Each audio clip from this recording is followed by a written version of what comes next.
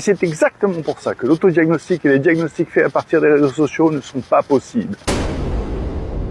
TikTok aujourd'hui pour le deuxième chapitre de ces vidéos sur le psychodanger, je vous propose de voir pourquoi il est dangereux de se croire capable de faire un diagnostic sans avoir les compétences d'un professionnel de la santé. Parce que finalement on pourrait se dire, mais les critères je sais les lire, je sais les reconnaître, alors du coup pourquoi j'aurais besoin d'un professionnel de la santé pour savoir de quoi je souffre? Eh ben je vous propose de regarder exactement ça tout de suite ensemble. Aziz Light!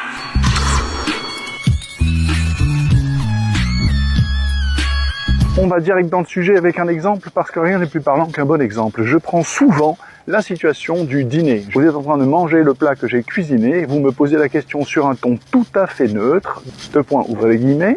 C'est la même recette que la dernière fois.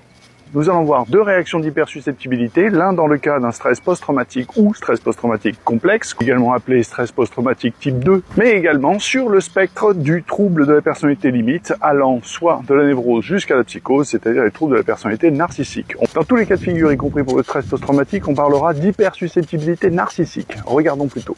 Quelle que soit la neutralité de la phrase, une seule chose est sûre, c'est que je vais mal le prendre. Dans le cas d'une hypersusceptibilité narcissique liée à un stress post-traumatique, la victime s'accuse. C'est pas bon, c'est ça? J'ai raté. Pourtant, j'ai essayé de prendre les mêmes ingrédients. Non, mais mange pas. Si c'est pas bon, finis pas. Il faudra que je recommence. Tu veux que je recommence? Tu veux que je te fasse autre chose? Je suis désolé. Il faut que je m'entraîne. J'y suis pas arrivé.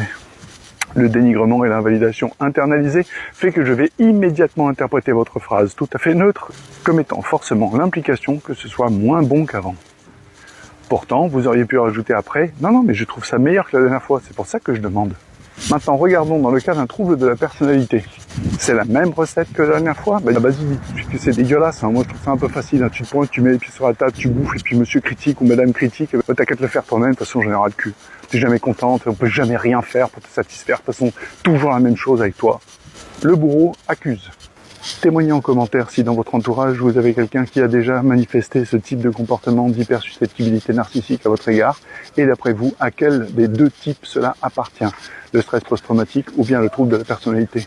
Vous voyez que si on devait l'écrire ou le décrire dans un manuel au hasard, le DSM, eh bien on parlerait d'hypersusceptibilité. Mais l'interprétation de l'hypersusceptibilité ne peut pas être faite par celui ou celle qui le subit, car il n'a pas accès à d'autres formes pour les comparer.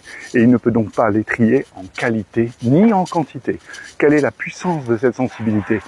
Car il y a également des notions de puissance. Et ça, c'est la grande difficulté de ces fameux diagnostics qui nous font penser que la psychologie est une forme de séropositivité. Ouais, j'ai été diag positif au TDAH. Ah, merde. Il y a des puissances. 10%, 20%, 30%. Il y a également des capacités de résilience, c'est-à-dire les systèmes de défense et d'adaptation que le sujet a plus ou moins bien développés pour arriver à se mettre dans des perspectives épanouissantes de changement, malgré les difficultés qui sont les siens ou les siennes.